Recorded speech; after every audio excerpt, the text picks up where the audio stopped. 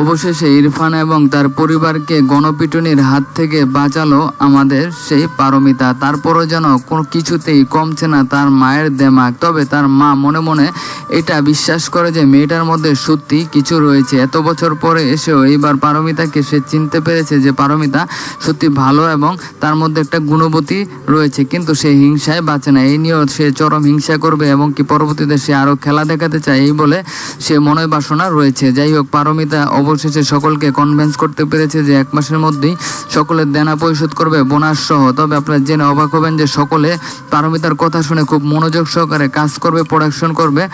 সেই বেতন থেকেই তারা ইনকাম থেকে তারা বেতন নেবে। তারপর আগামী পর্বে দেখতে পারবেন। এবং পারমিতার বাবা 5 কোটি টাকার যে লোন করেছে সেই লোনের টাকাটাও পেতে চলেছে।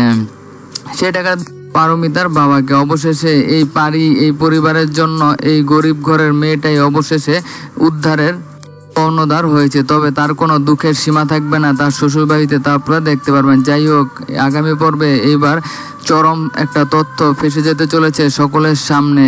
আমাদের যেই ইরফানের ভাবি রয়েছে তার ভাবে যেন পুরো বাড়িতে থাকা যায় না। অবশ্যই তার ভাবসাব কমে যাবে সামনের পর্বে। তার সে পরকীয়া করে ধরা খেতে চলেছে।